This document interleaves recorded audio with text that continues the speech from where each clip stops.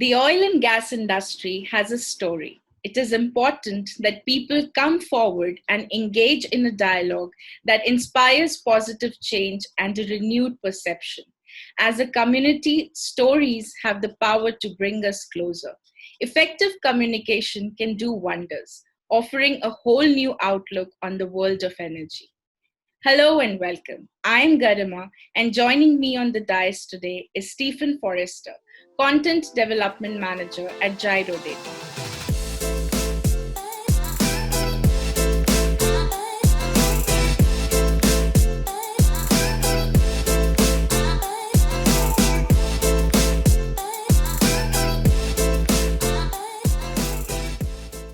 Thank you so much for joining us today, Stephen. Hi, Garima. Yeah, thank you. Thank you for having me. I appreciate it. Absolutely.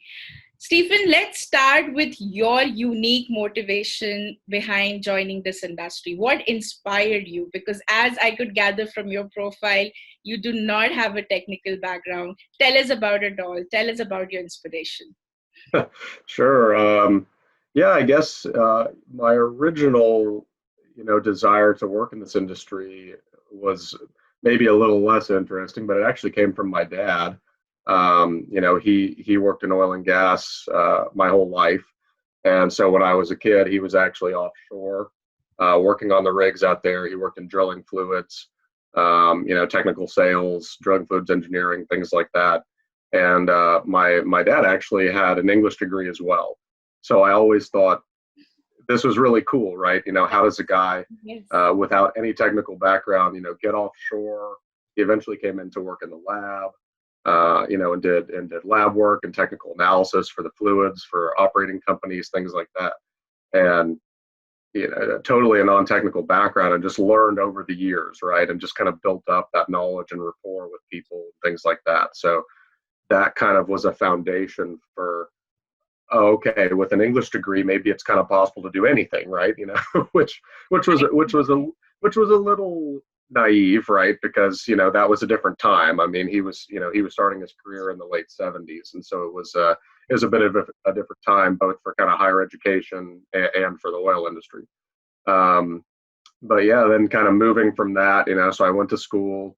I chose to pursue my kind of passion, which was English and writing and literature and things like that. And, candidly, without any idea what I'd do with it. It was just kind of I'm going to do this because I love it and it'll all work out, it'll all work out right. And so I did the degrees. I dabbled a little bit with education. I did some student teaching at actually at my alma mater at a local high school.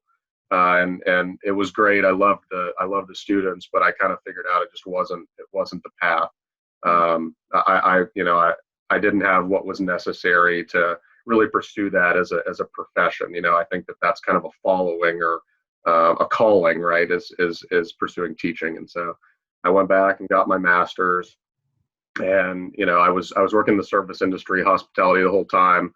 Mostly waiting tables, banquet kind of event stuff, a little bit of floor management, just to put myself through college.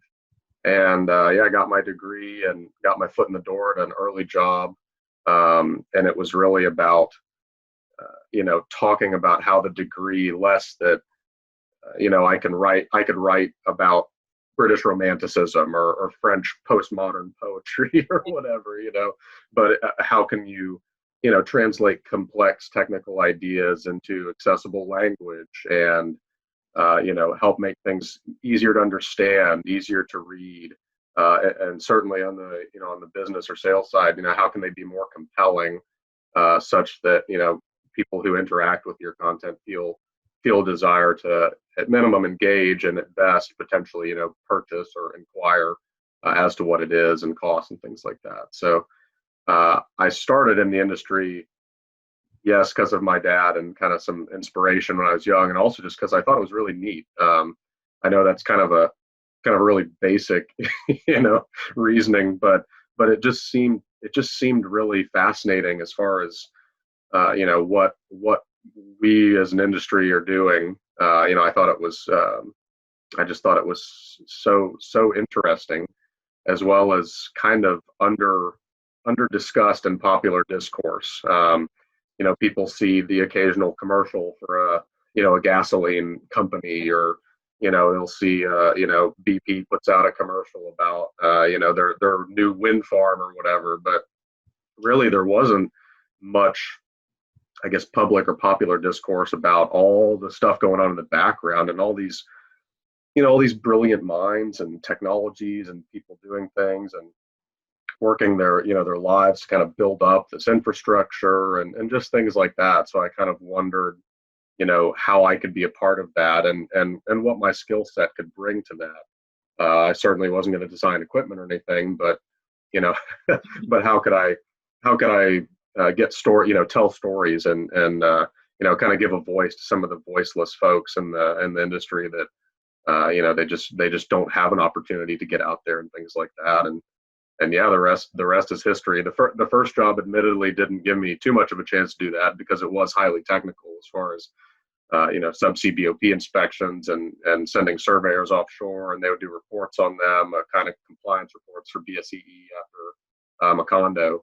And so that work was not really about storytelling or value propositions or anything so much as it was just completing a final document for a customer that met all their standards and objectives, right? But when I went to NOV and kind of the role changed, and it became more about case histories and putting out there what we were doing, and giving a brand with a lot of market equity, right? MD Taco was one of the kind of primary brands, and so anybody who'd been around, not me, of course, but most oil field folks, MD Taco is just it's like a household name. Everybody knows what that is, and it had kind of languished in a product grouping for a while, and had this enormous amount of equity in the marketplace. Everybody knew it, but no one to really tell the story of what people were doing with this right now, and how that equipment was interfacing or working with kind of newer, more cutting edge stuff with drilling optimization and drilling automation, which was the core of this business I started in.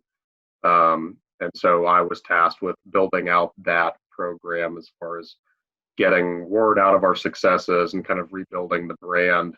With my then manager, who was he was a manager at that time, and I was a writer. Yeah, and here we are. That is wonderful, and you made a great choice, I would say. And Stephen, how long has it been for you in the industry? It's going on 7 years. I guess I started in November of 2013 was my first job. So we're at about 6.5 ish, I guess. We're steady going. Yes. through a lot of challenges, right? I mean, when I started, things were actually pretty good. 2013 was kind of the end of the best times, right? And then 2014, kind of the downturn began, and into 2015, and then a slight recovery through the following several years, and some with the occasional decline, and then now with what's going on, as we all know, with commodity price decline, dramatic reduction in demand due to the pandemic, slowing down of global drilling activity to account for this massive surplus and decrease in demand, things like that. And this is probably the most challenging point for most of our careers, I would hazard, certainly for younger people, right? But yes, I stayed the course so far, and have made it through. So it's been good, and it's been a good industry, to me, and I've learned a lot and met a lot of fantastic people. And I'm never really, I try not to focus too much on me exclusively, because I see myself as really more enabling others, right, to either do what they need to do, or to tell their story, or to represent their work to the broader kind of industry, things like that. So met some fantastic minds, and really, if just genius level folks that I can't even imagine what's going on up there. But that's been kind of a continual inspiration, right, to try and serve those people in their mission to to sure, fundamentally keep the companies operating, but also to keep innovating and driving, positive kind of change and evolution in the way we do business and the way the industry operates. True, Stephen. And if I had to ask you about one thing that fascinates you the most about this industry, what would that be? It's not an easy question, I know, because obviously there are so many wonderful things. But just tell me one thing that strikes you the most. Yeah, it's tough. I mean, I guess from a kind of technology standpoint, what always really got me was drilling automation. That was kind of really where it all started coming together for me, as far as this is something that I really want to write about and kind of follow in my career, even if it's kind of on the periphery, right? I mean, Gyrodata doesn't really do anything with drilling automation, for example, but I've kept close to it, via former colleagues at NOV and whatnot. So that idea of both from a technology standpoint of kind of building out this complete integrated system of all these moving parts and pieces, and wired drill pipe that's sending data up and down from 20,000 feet in the ground instantaneously, right? A guy at surface can get data immediately from these sensors that are placed along string in the drill string, to get pressure readings and temperature and equivalent fluid density, things like that.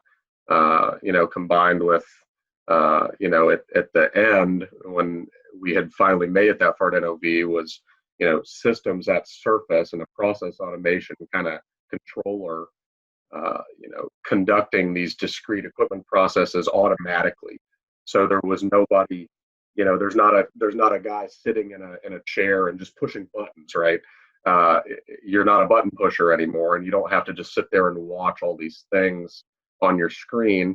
You become more of a process controller, or a kind of an operator almost, and the machines do a lot of the menial tasks automatically. So that always really fascinated me, like I said, from a technology perspective, and also from the people involved, and what kind of certainly what kind of intelligence and courage it took to bring this unique and different offering to a market that, and an industry that has often rejected change, especially kind of transformational change like that, and also the minds at work, the necessary collaboration between all these companies, which is also sometimes difficult to kind of document and talk about.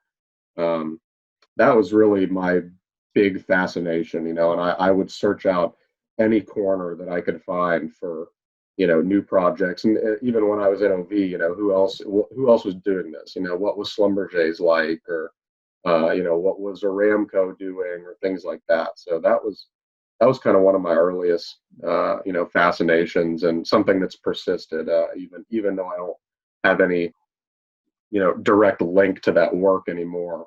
I still follow it closely, because I like the idea of drilling automation as well, and kind of where the industry is going, and kind of like I talked about, the way that business models, very very traditional business models, are evolving to meet the challenges of what's going on, and what will continue to go on, right? This need for fundamental change in the way we do things. The same old thing isn't working anymore, right? And so what are these things that are going to change how we do things? And that I certainly hope, I don't know, but I certainly hope that that's something that stands the test, and that that becomes more widely adopted in the future. True. And Stephen, you mentioned about this resistance to change. The industry has been traditional in so many aspects. Going by your experience, how do you see the industry evolving and coming forward in terms of perceiving change and being receptive to it? Yeah, I think we definitely need to work harder to be receptive to change, especially wide sweeping, very broad industry change. really both from a technology and operational standpoint, as well as from kind of a public relations standpoint, and how we engage with the media and our communities, kind of the communities where we live and where we work, how we represent ourselves in the work we do, things like that. On the technology side, kind of like I mentioned, yeah, there's been an enormous amount of resistance to uh, these big changes, because the way that we've done things with most of what's going on has worked very well. I mean, there's been, from an operational standpoint, from a financial standpoint, certainly the industry has, made a lot of money. These companies are very large. Um, so why fit, that's kind of the old thing, right? What, don't fix it if it's not broken. But the problem is it might not be broken, but it's also not working as well anymore. And so, what can we do to change? And yeah, maybe that's drilling automation, like I mentioned. Maybe it's the onset of a lot of remote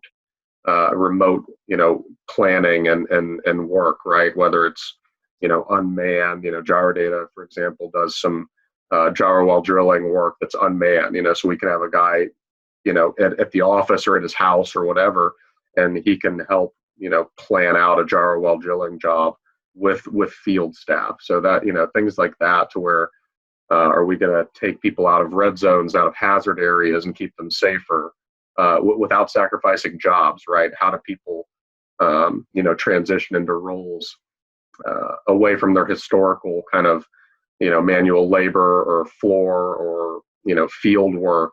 How can those skill sets built up over a long time be translated into other roles? And I think there's certainly an opportunity for that. And on the PR side, the need for change is definitely apparent, because the way that popular discourse has gone, certainly for most of the time I've been in this industry, and I'd hazard for most of the time in general, is the public's perception of what we do is very negative.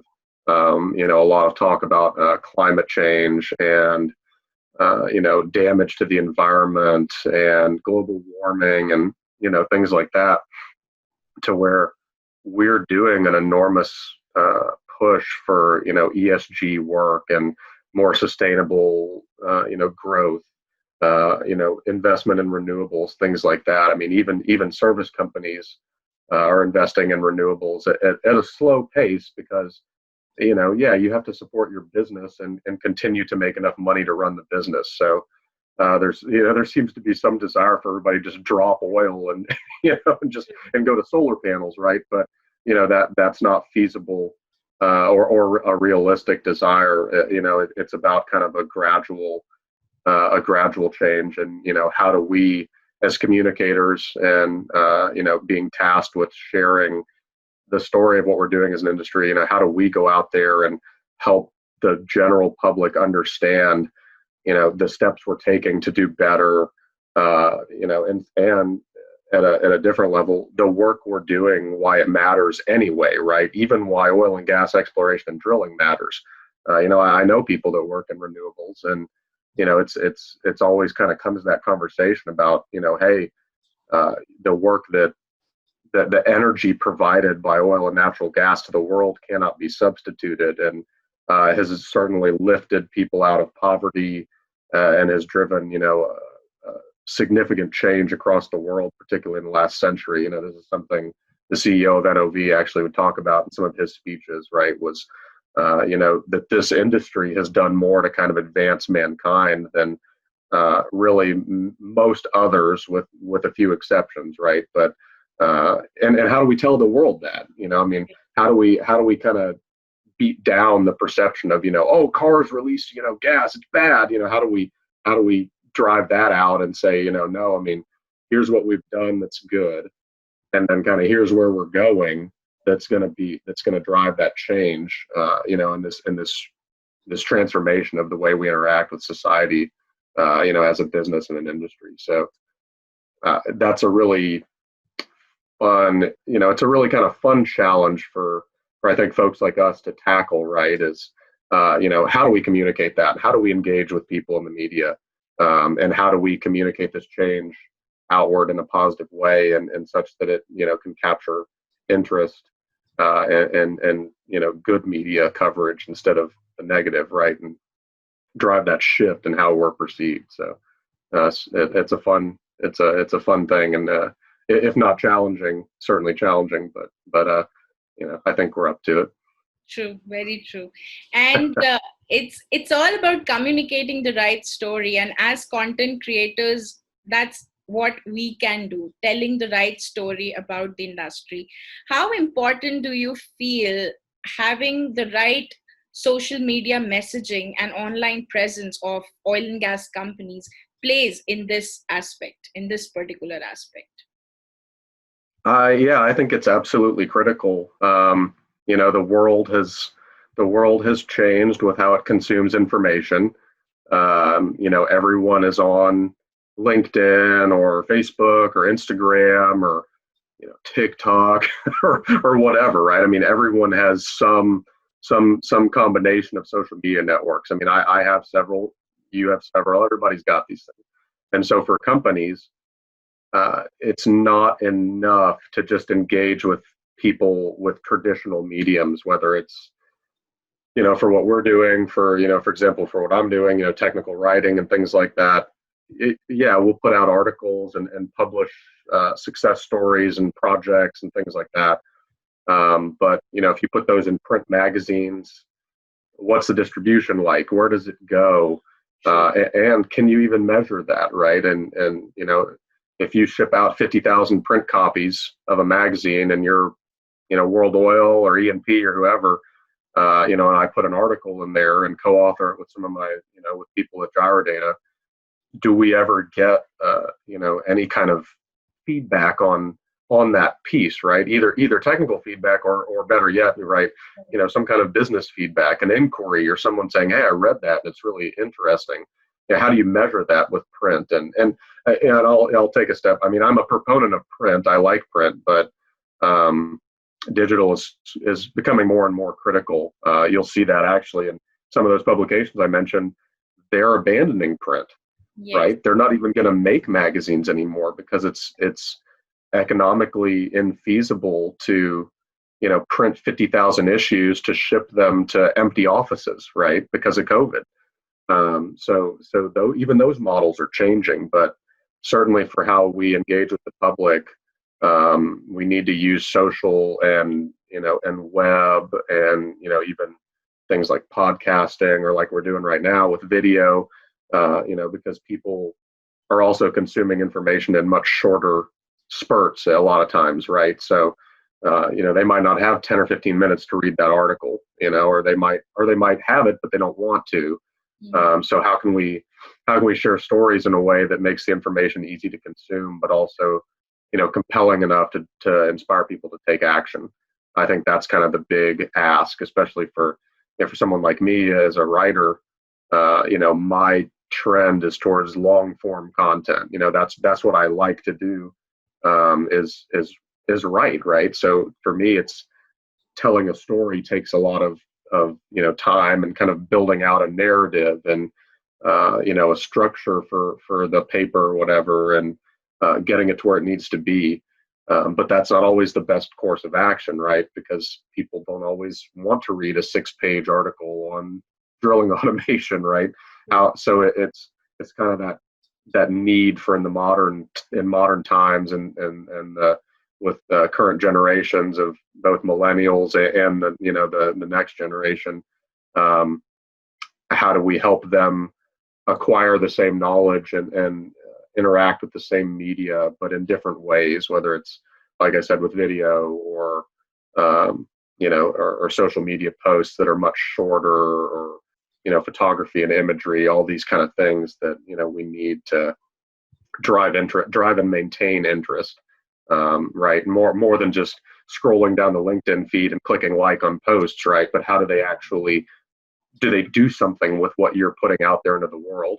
And on the first point, certainly being able to measure it for companies, to be able to look back and say, oh, well, we posted this on LinkedIn and it got 100,000 impressions, or we put an article in a magazine and it got 400 views on the website, and then one guy emailed our marketing inbox, or things like that, to where there's some sort of measurable or quantifiable result for our efforts, versus just kind of relying on visibility as a primary metric, especially with companies kind of right now, and with economics the way they are, they need to justify things, right? And how can you justify writing and content creation if there's no measurable return ever?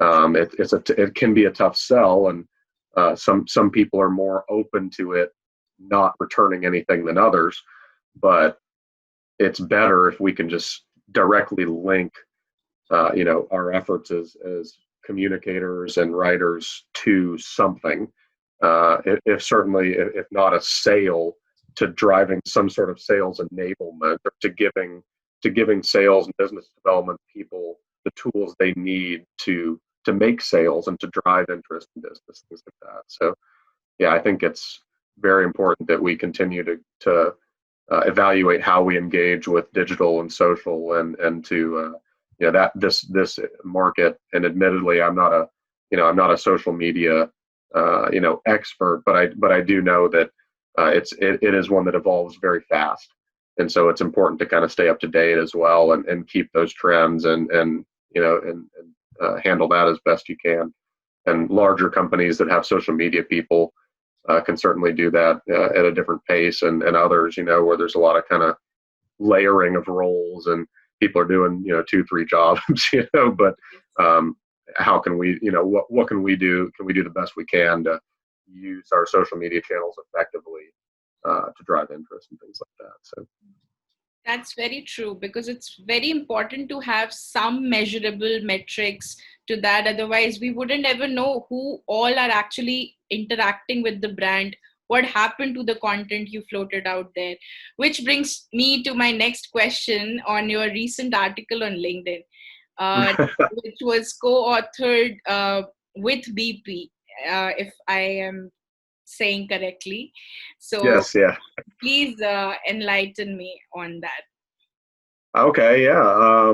So this article was a long time. It was a long time coming. With any operating company, the approval process for getting content published while using their name is very arduous. Certainly not just BP, but probably most companies are trying to control their information very closely.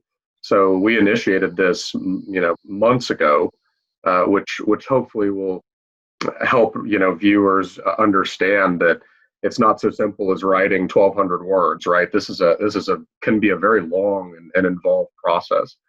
And so we had the idea to write about this project in the Gulf of Mexico. BP was running, a clean out BHA in a production casing, and they had this really high powered magnet that was part of this setup, because what they needed to do was clean out the debris in the wellbore as part of this operation. And they also had a gyro in this assembly.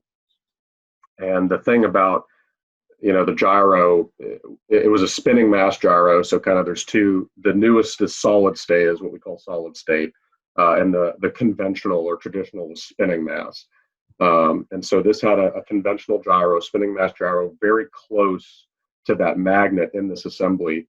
And the readings from that didn't align with what the MWD data was saying, even though it was, they had aligned as far as, quality assurance and things like that. So these surveys not matching up is bad, right? It's a bad thing. And BP agreed to run our solid state technology, which is kind of the latest and greatest. It's much smaller. It's much more rugged. It collects data faster, things like that. They agreed to run that in what they called a tandem setup. So they had that and their conventional gyro, and they ran them both in the assembly on a second run. And we found out that, BP and Gyrodata kind of found out that the conventional gyro had actually been affected by the magnetic interference, which is not common because gyros aren't subject to magnetic interference in virtually every scenario. That's like a big thing. Is any company, whether it's us or anyone else that has gyro, that's a big selling point, right? MWD equipment is affected by magnetic interference. Gyros aren't. But because of the sheer kind of power of that magnet in the string, combined with the debris it was picking up and the downhole environment itself and the casing, all this metal, it actually caused a discrepancy in the measurement. But our solid state technology, nothing happened. It was beautiful, and it produced a perfect survey that aligned with the MWD survey, which BP considers MWD their definitive survey. So the solid state aligning with that is a very positive thing. And at the end, it kind of revealed that, certainly that solid state was a viable technology when magnetic interference and certainly extreme magnetic interference was a problem. That it was viable for future deployment by BP and other kind of commercial applications, and then some kind of cost analysis type things as far as you can design your BHA a little bit differently to account for the smaller system, so you don't have to have all these extra collars and components and things like that to build out this longer BHA. You can just run the solid state gyro and eliminate all those problems, and you also don't have to send it back to shore or wherever your kind of facility is for roll tests after the job and analyses and things like that, to where it would take time to run it and then send it back and get the data and run the analysis, right? Well, with this, you can do it all at the well site, so it eliminate a lot of time and extra effort associated with that with conventional gyros. So it was a really neat project.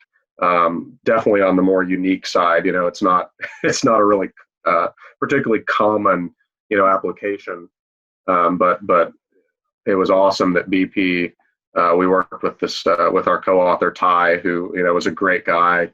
I had the chance to actually go out to Westlake, which is BP's big facility here in Houston, actually a couple times, and meet with him and chat through this. And we had lunch with him and my two co-authors, Sean White and Rob Schaup, who are both at Gyrodata, and really just worked through the specifics and worked through the drafts and the revisions and the approval process, and all that together is a very collaborative effort, which to me is the best, right? Because writing in a vacuum, there's not a lot of value really to me or to the organization if I just put words down on a page, right?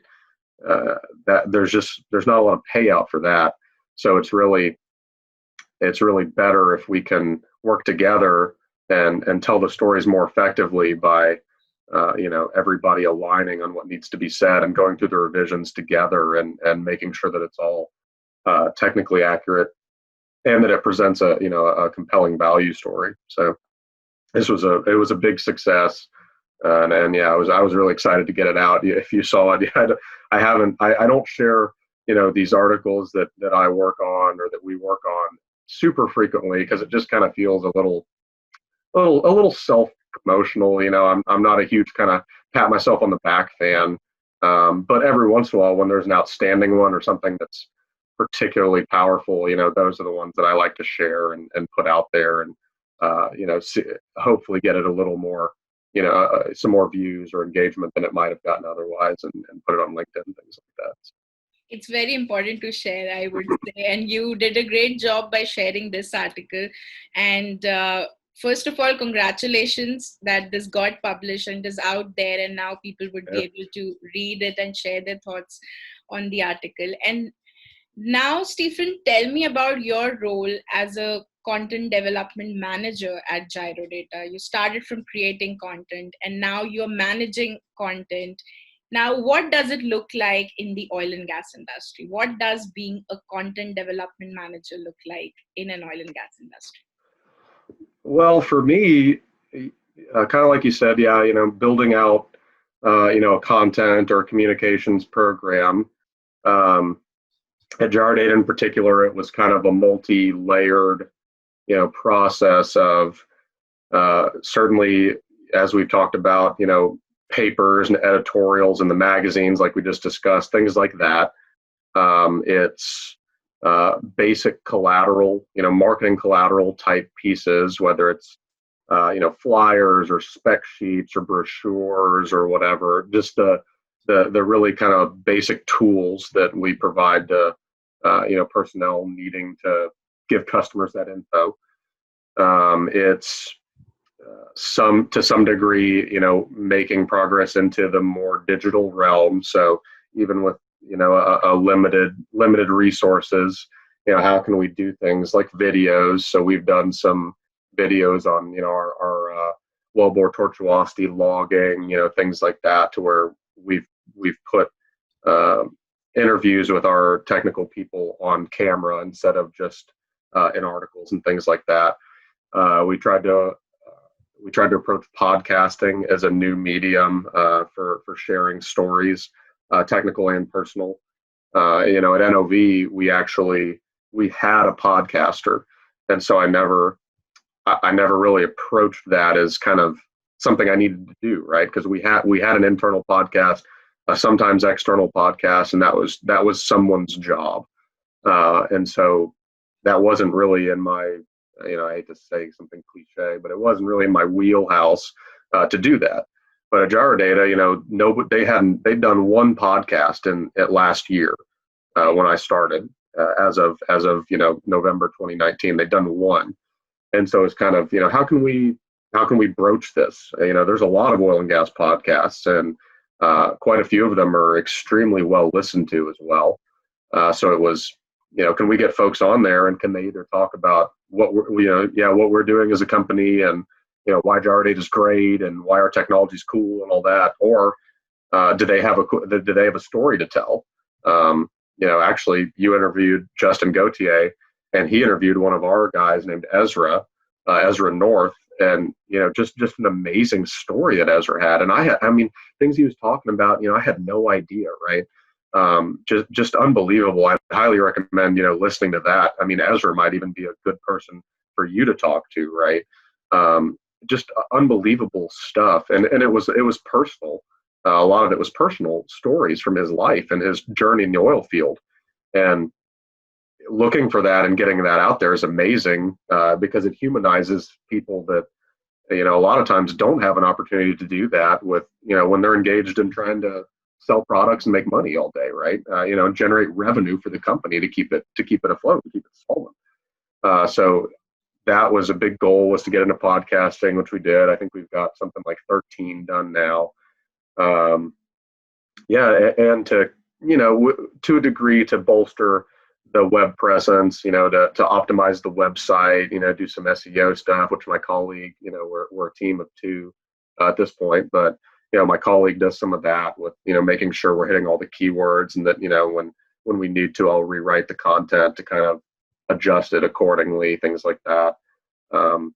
And just managing overall how we as a company and how our folks engage with technical communities and kind of the public, and interviews and things like that. So really just taking a holistic view of what we do with content, as far as everything we're putting out into the world, and everything, even things internally, and training and things like that. That's really kind of where the role has gone.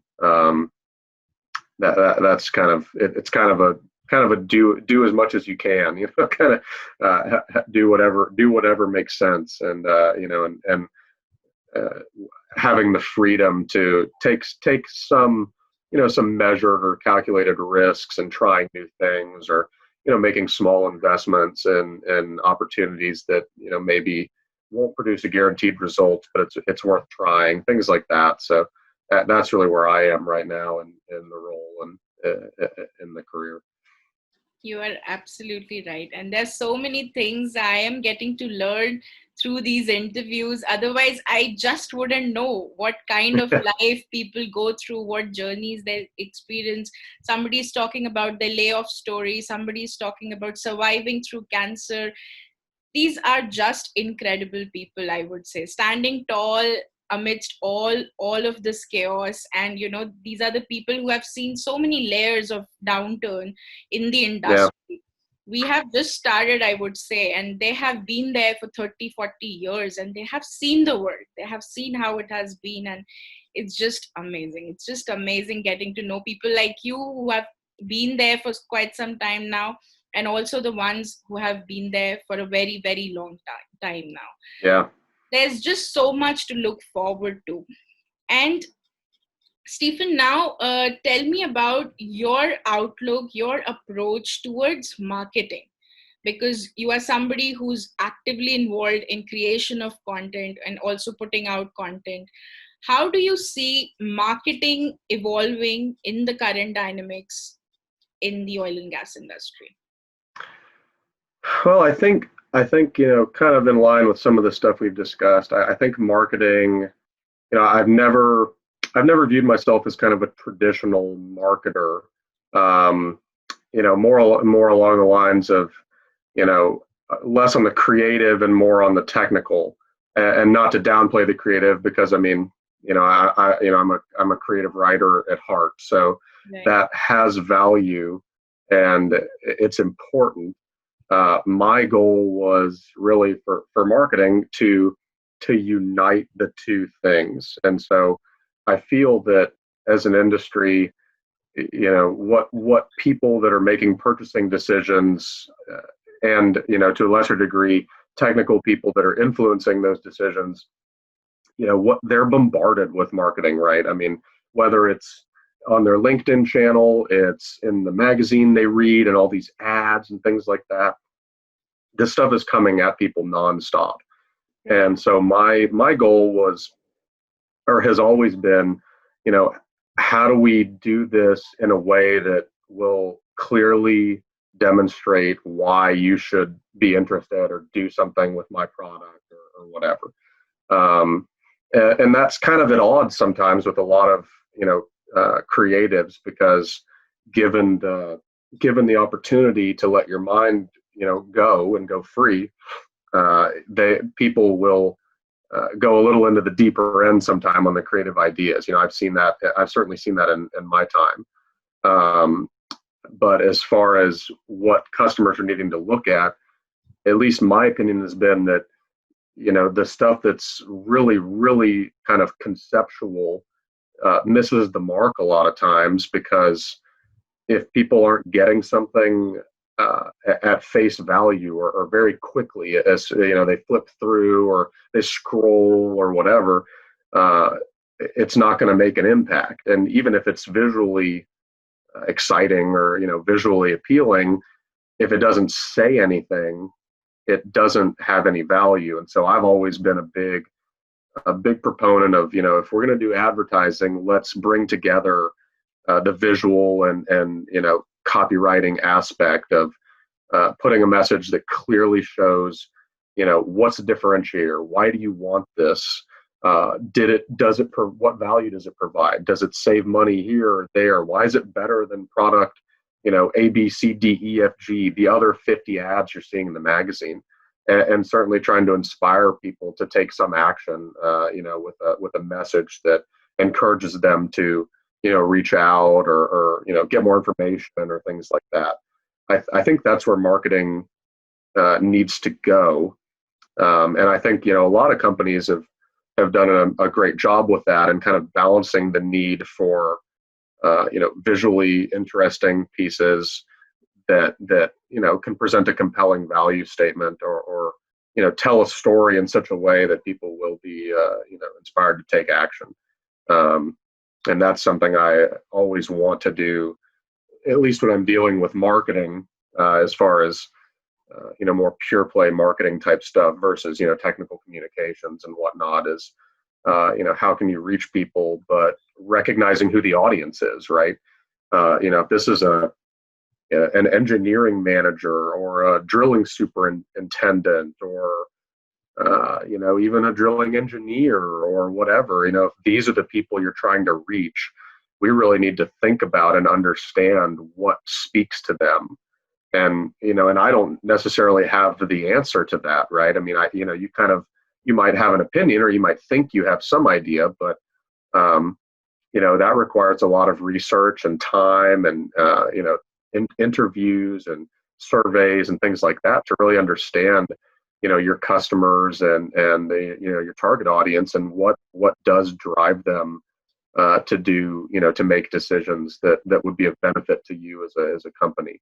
That I think that's where a lot of folks, or companies will kind of miss the mark is we think we know, right? I mean, it's easy to make assumptions. I've certainly done so about, what I think customers would like or what they want to hear. But until you really fundamentally get it, there's always going to be some gap and the size of which is, dependent on the individuals, but there's going to be some gap between reality and and the world you're in with your ad or your the concept you're presenting, right? So I think it's really about understanding your customers and the market in general and the current dynamics and things like that. Is there any need to promote drilling products right now heavily? Right. Probably not, right? I mean, there's not a lot of drilling going to be going on for a while because of the market issues. So you spend $9,000 or $10,000 to put an ad in a magazine that says, "Hey, I have this new drill bit. It's amazing." I don't know. I would say probably not, right? Because who's drilling right now? There's 300 rigs in the U.S., right? So, but are people drilling or not? Maybe we need to talk to customers and say, "Hey, I mean, are you still looking at drill bits right now? Are you trying to build out your inventory, or are you purely looking at technologies that can maybe improve production or completions or things like that?" So I think that's where we kind of need to go, and I certainly think that a lot of folks, and certainly some of my mentors along the way, and people I've worked with have helped kind of push me towards doing that in my role or in my job. I absolutely agree with you on this because sometimes the content is very creative, extraordinarily creative, but does it really resonate with the audience, with the target audience? It is all about speaking to them, as you said, at the right time and considering the current dynamics. So that absolutely goes a long way. And now, Stephen, let's talk about COVID-19, the pink elephant in the room. And it's been quite some time. India is in its fifth phase of lockdown now. We have just started with the fifth phase of lockdown. So how are you looking at COVID-19 in general and its impact on the industry? Well, in general, I'm certainly taking my own kind of precautions or steps to be safe. I do have family here. I'm an only child, but I'm with my parents a lot, and so to me, it's very critical that I don't bring anything to them. Right. I've seen cases. Actually, a close friend of mine, his grandma passed from COVID. She was in up near New York, so different state, but still, so there's been some close people close to me where this is, where this is very real. And in Houston, I've certainly, we did a lockdown, we did the stay home orders and things like that. I kind of need to do things. I mean, it's tough because you have to balance that need to get out and be a part of the world and the functioning, public and society with the fact that, things are closed and you need to be safe and we have to wear masks. And, I personally don't have any problem with that. I don't see any affront to kind of my freedom or liberty by needing to wear a mask. I do so willingly. At base level, it's just a simple courtesy. I don't have a problem with it. Now that we've kind of gradually reopened some things, some restaurants, coffee shops, some retail, things like that. I've went out into the world a little bit and sat down and had a meal and been to the grocery, things like that. But largely seen people being, pretty respectful of, the guidelines that are being set forth of, respecting personal space and, and staying 6 feet apart, wearing masks and face coverings and things like that. So this kind of gradual return is working well, at least as far as what I'm seeing, and it's working well for me because it's allowing me to effectively kind of balance, personal safety with just the need to do things and be a part of, and to see people and be a part of the world around us, right? This kind of working from home in isolation, it can be tough. It can be a challenge, and we started remote work at the office very, very early in this. I think it's been about 2 months now for us. And so, I'm set up here and I have my monitors and I have my little desk and, it's fine, but not going to an office, you do crave some human interaction. Right. I certainly, I've gotten used to remote work in a way, and I actually it opened my mind to it. And I hope that moving forward, it is a possibility for, not just me, but people in general to work remotely a little more often, cut down on commute times and wear and tear on your car and gas and just things like that. Let people work remotely a couple days a week, right? I hope that's kind of the future that's coming. But yeah, that's kind of personally, and for the industry, I guess, the biggest, impact that I've seen is the slowdown in activity, the inability for personnel to get to rigs, both sales and business personnel, as well as even operating personnel, sometimes can't get onto rigs. And what interests me is what kind of change this will drive in the way the industry works, both from that sales perspective. Will our guys drive a truck out to a rig anymore, right? Or will someone have determined that we can do this via the phone or via virtual happy hours from time to time, or how much travel will be necessary, right? And at the rig site or with operations, kind of like I mentioned earlier in our chat, with things like remote work and taking people off of the drill floor and off of the rig and into a remote operating center and real-time operating centers and things like that, where we can have exceptionally competent and talented people with drilling backgrounds and wellbore optimization and drilling engineering and well planning, and we can get these guys in a room, and we can put up the giant screens and we can let them look at data from the well in real time and advise on conditions in the well and steps to be taken to optimize whatever's going on, from that remote center, right? So will we see an uptick in that kind of service? It's been there, right? Companies have had that already, so it's not like it didn't exist, but how much was it used versus the traditional method of doing business and operating the rigs and things like that, even with offshore. How can we interface with offshore with people in a remote center on onshore and cut down on safety hazards, mobilization costs, things like that. So I don't have the answer, but I do think that that's what we'll see is, some kind of fundamental change in, how we approach remote work, personally and professionally, as being a positive thing, and with regards to rig operation and drilling programs, and even like I talked about drilling automation. Can this be even further automated, or taking people off of the drill floor? I think COVID, at the bare minimum, is going to drive a rethinking of this, right? And because of the impact to operations and the financial and economic impact with the commodity price decline and companies needing to operate at $35 oil, or whatever Brent is, 36, 37 right now. They're trying to make money in this environment, and the old way, like we talked about, the old way isn't necessarily not working. it's just not as good as it was. And so what can we do to address that?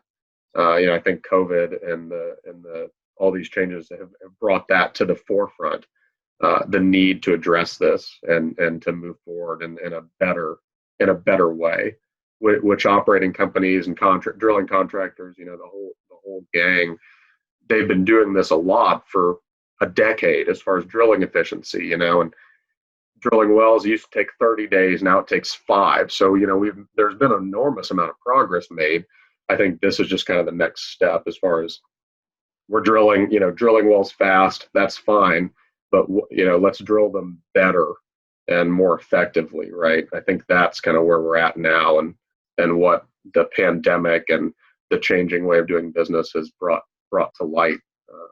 That's kind of my take. Absolutely.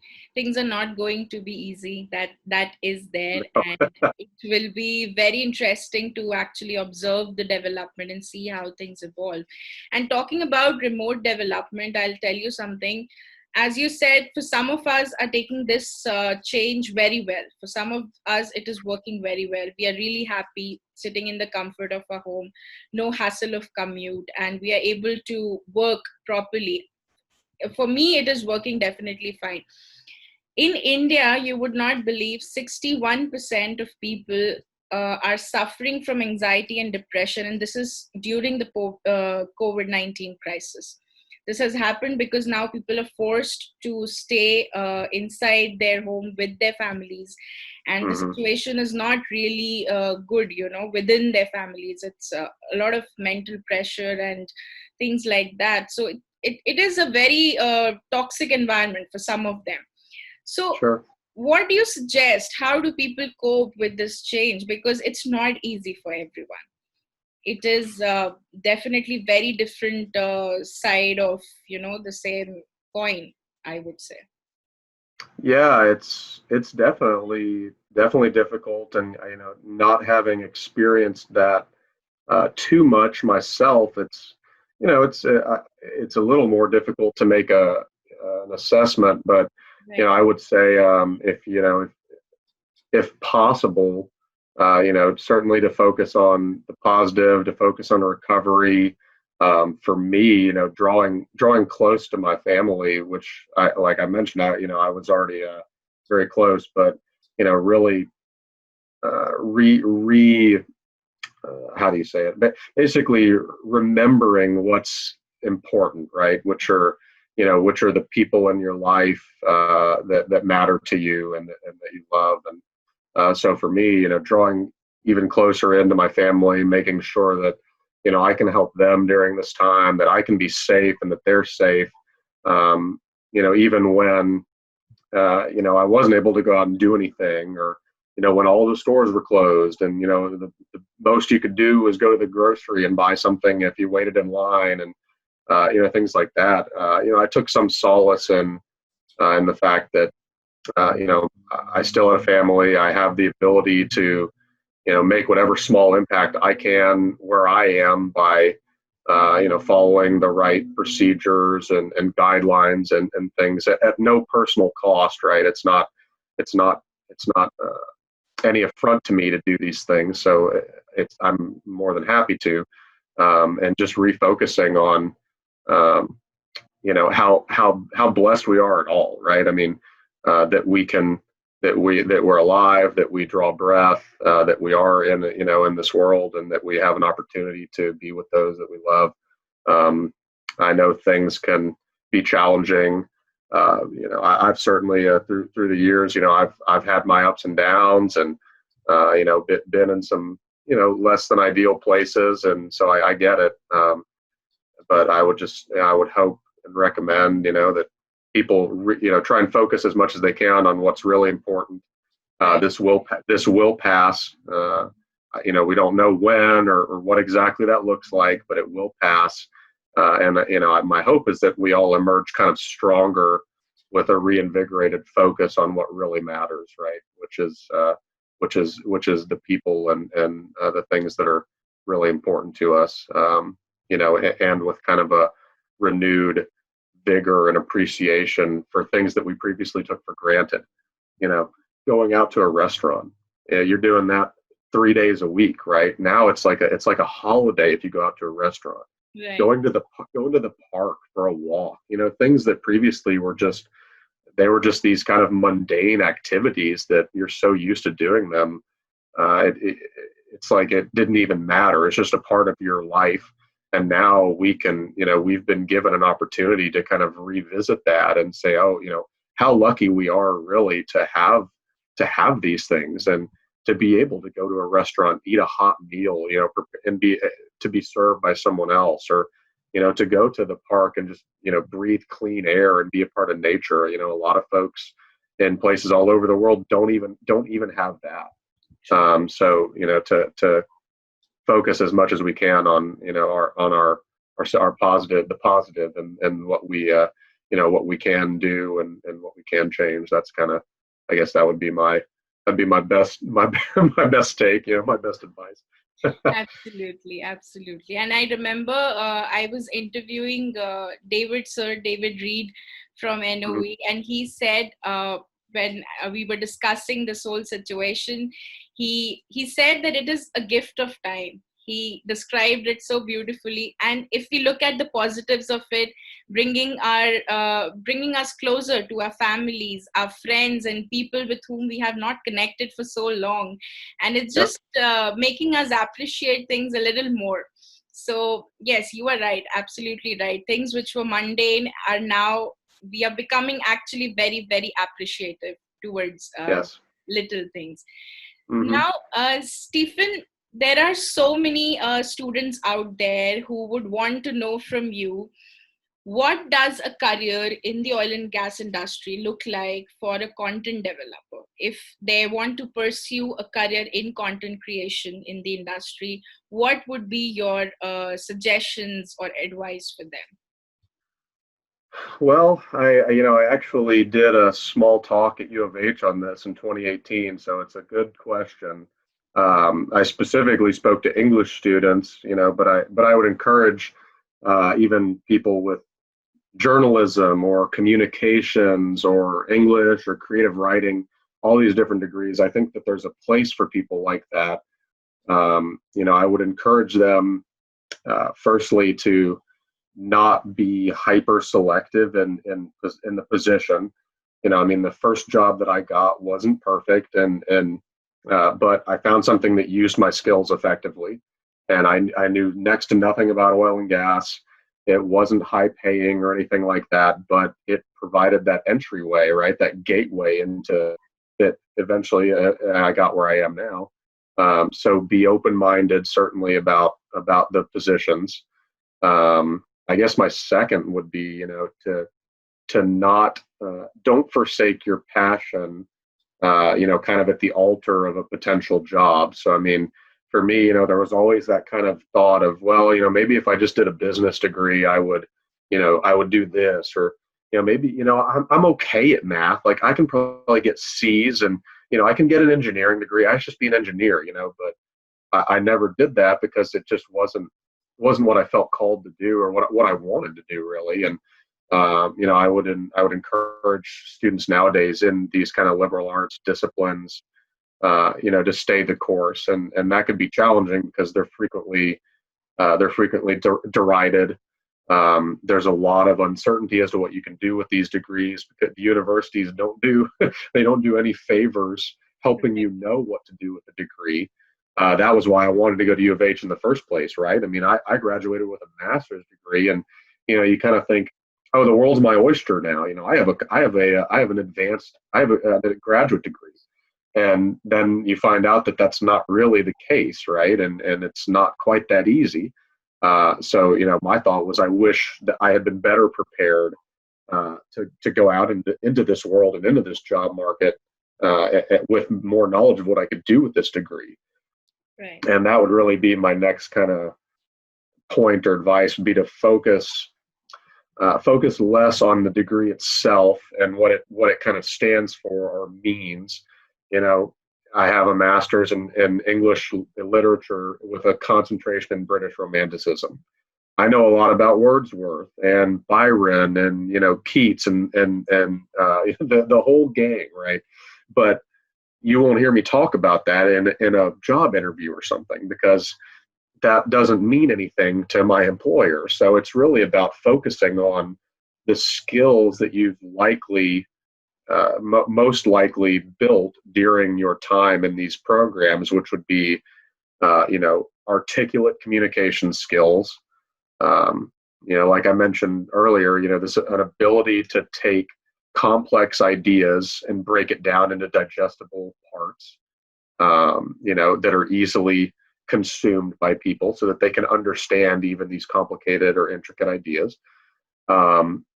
Relationship building and people skills, the need, especially an advanced degree, the need to engage with an academic community, and paper writing and presentation. If you do a master's thesis, things like that, you will have learned how to build rapport and engage with people. You do rhetoric and composition, that kind of coursework. 100%, you should be able to debate effectively and things like that. So it should be focus on those skills, those kind of soft skills, as the core of what you bring to a prospective employer.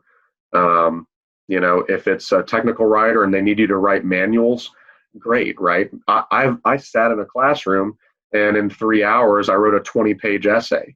So I can definitely write a manual given enough time and guidance and things like that, because you're presenting content that's very difficult to understand. True. What I need to do is just take that and make it easy to understand. So it's not a crazy idea that, and I see technical writer positions sometimes looking for engineers, right? But it's not a crazy idea that someone without a technical degree could do this. It's very, very feasible, especially people that are driven to learn about their subject area, which I guess would be kind of the last piece would be, as you go into a career or you look for a career, make sure that you're interested in what you're going to be writing about, first of all, which isn't always easy up front because maybe you don't know. But, if you're interviewing or you go in and, take the time to research companies, what they do, what could be a subject area you might be writing about, because if you don't have any interest or passion for it, it probably won't be fulfilling. And definitely be open to all these different possibilities for what your writing could look like, right? So I mean, for me, going into a kind of marketing communications position, that's one thing, but maybe you do proposal writing, right? Maybe you do technical writing. Maybe you do just pure copywriting or advertising type stuff. And even at higher levels, maybe you do speech writing, right? Executive speech writing for CEOs and writing the speeches that they present to the media and to news outlets and things like that. That was something that really I thought was really interesting too when I was at NOV, and that's not something you can just kind of hop into out of college, but that'll help you envision what maybe a career path could look like. Even mine, and titles are admittedly titles, and so they're not always kind of perfect, and they don't always do the best job of describing what you do. But even for me, I mean, starting out as basically a technical editor at LR, then being a marketing communications writer, and then being a content strategy. So when I was at NOV, kind of my last job before I left was content strategy, which was looking at not just developing content, but also what do we do with it and what's our strategy with what we develop. And then into Gyrodata content development, and overseeing kind of the whole gamut of how we develop and release content to the world. And so, 7 years ago, I might not have looked at this and said I saw it going this way. I don't really know. I don't know what I would have said, honestly. I was just happy to be able to enter the industry at all, right? But being open-minded about the path before you and the kind of route that your journey can take, right? And maybe it's a little more meandering than you think in your mind, but it's going to take you where you're meant to be ultimately. So just kind of be open to following the path and following your passions and doing what you love, and I think you'll end up where you need to be at the end. That'd be probably Right. That'd be my talk. Those are some really, really important points that you mentioned here, Stephen. The oil and gas graduates will be coming out this year. How effectively do you think they can use this time to network and build their personal brand? I think that's probably more important now than it has been um, for the past few years. I think networking and certainly building a brand, a personal brand, always has a place. But I'm always perplexed when I see people who maybe don't have a LinkedIn, or they've never written any content themselves, or things like that, where if you're looking to get hired, you have to stand out, and you have to be different from everybody else. I had a friend of mine, he's actually an electrical engineer, and he had asked for some help with an MBA essay he was writing a while back, to get into an MBA program. And the draft he sent me was, it was just kind of your usual, this university is so great and I really want to go here and things like that. And I said, if you submit this, you're joining the pile of 600 others, right? Like, this is just the kind of stuff that everybody says. So, what's unique about you? What's different? What's exciting? And, oh, well, my parents immigrated here, in 1980. And, I grew up really, really honestly, really poor. And we didn't have a lot, but then, we finally kind of became successful, and, I went to school, and here I am, and blah, blah, blah. And I'm like, yes, that, like, Yes. why wasn't that on there? And he just didn't think that mattered, so I think it's really important, definitely, to build up who you are and focus on what makes you unique, and apart from your peers, especially in, a field like engineering that's, that has been a bit crowded in the past, and a lot of similarity and kind of programs and things like that. How do you stand out? What have you done that's different? Maybe you were, did something with your SBE chapter, and, maybe you did the robotics competition or something. I've got a few people from the University of Houston SBE chapter, for example, and, talked to them, and they talked about maybe coming out and doing a facility tour and things like that. And one of the guys, he had worked with Payson as an intern. And so, yeah, looking for opportunities like that. And you're not going to find that just by kind of being complacent in how you approach others. It's in person is obviously strong and preferable when possible. But like we've talked about, and kind of like you asked, COVID has changed that. And so, these in-person recruiting events, and, happy hours, or, networking luncheons and things like that have kind of ground to a halt. So you should definitely, if you're a student, build out a LinkedIn, make a profile, put your stuff on there, don't just put positions. I can't tell you how many people do you see that just say, oh, I did this, I did that, but they don't tell you what they did, and Right. you kind of got to do some guesswork and a little bit of extra work to figure that out. And so make it easy for people when they go to your profile to find out who you are, what you do, what do you stand for, write the bio and put, this is what I believed in, and this is why I do what I do. I've had something on mine for as long as I can remember that, I don't know exactly, but it says something to the effect of, as a writer, my chief interest is reaching people, or is, touching people's lives, or something like that. And I've always kept that, because I believed in that, what I do at, the core, and what I want to, give to the world or put out in the world, is connecting people and sharing people's stories, and, and reaching others. And like I said, maybe giving a voice to people that didn't have a voice. How can you use your talent for good? And so, if you're a young student, and maybe you haven't had any career possibility yet, you can still use those characters and that character count in there to talk about, what do you want to do? What are your dreams? What do you stand for?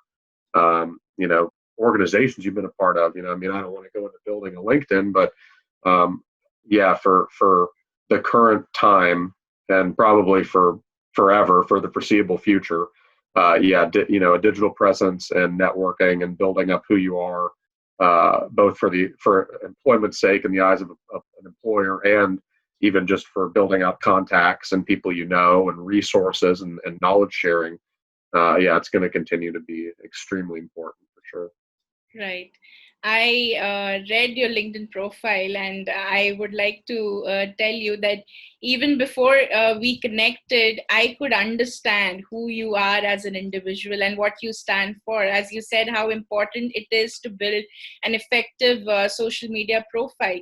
And I would recommend your profile to others as well to have a look and understand how it is actually written. So that's definitely there. Now, Stephen, how do you look back on your journey in the industry?